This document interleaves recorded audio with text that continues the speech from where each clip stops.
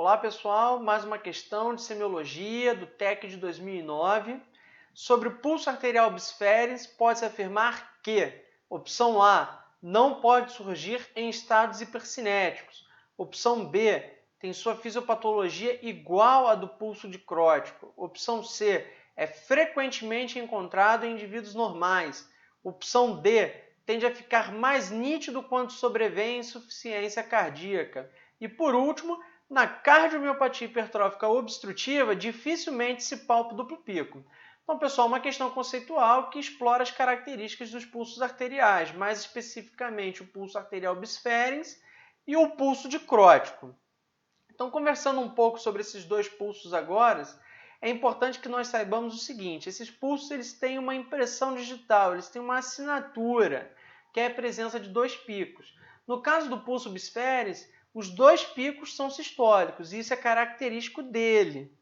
Também ele tem uma grande amplitude, com uma ascensão e uma queda rápida, o que é mais fácil de ser notado no exame físico. Em relação à fisiopatologia desse pulso, nós temos que ocorre a grande ejeção de um volume sistólico por um ventrículo competente e que ocasionalmente esses pulsos eles acontecem nos estados hipercinéticos, tá? O protótipo desse pulso é a insuficiência aórtica crônica. E aqui é a primeira chamada de importância para a prova. O pulso bisferens, assim como os outros comemorativos da insuficiência aórtica crônica, eles não ocorrem na insuficiência aórtica aguda. Eles são mecanismos adaptativos. Então, isso é uma condição explorada nas provas do TEC, tá? Outro aspecto interessante é que a presença de estenose aórtica em associação com a insuficiência aórtica crônica não impede o surgimento do pulso bisferens, tá? E esse pulso ele também pode ocorrer na cardiomiopatia hipertrófica obstrutiva. Eu chamo a atenção para outros dois aspectos aqui. O primeiro é que esse pulso ele é essencialmente patológico, então é incomum que ele ocorra em indivíduos normais.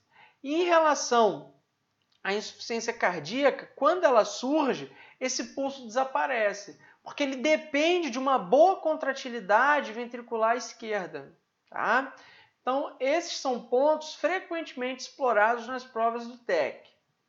Em relação ao pulso dicrótico, nós temos também a presença de dois pulsos, um sistólico e um diastólico, sendo que o pulso dicrótico ele tem uma amplitude reduzida, por ser característico daqueles estados de baixo débito cardíaco.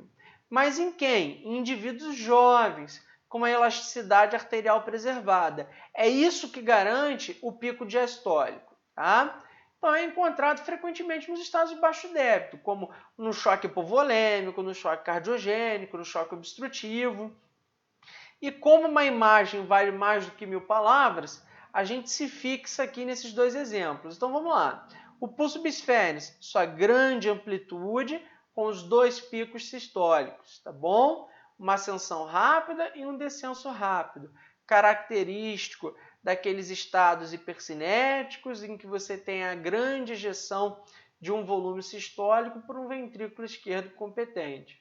E o pulso dicrótico, um pulso achatado, com uma amplitude reduzida, característico dos estados de baixo débito cardíaco, naqueles indivíduos e que ainda tem uma elasticidade arterial preservada, proporcionando assim esse pico diastólico. Pessoal, voltando agora então para a questão, ele põe aqui na letra A, em relação ao pulso arterial bisferens, não pode surgir em estados hipercinéticos? Errado, pode surgir. Tem sua fisiopatologia igual ao do pulso dicrótico? Errado, nós vimos que é o oposto. É frequentemente encontrado em indivíduos normais? Errado. Nós vimos que o pulso arterial bisferens é essencialmente um pulso patológico na prática, então é incomum isso em indivíduos normais. Tende a ficar mais nítido quando sobrevém insuficiência cardíaca? Errado também. O pulso arterial bisferens depende do bom funcionamento do ventrículo esquerdo.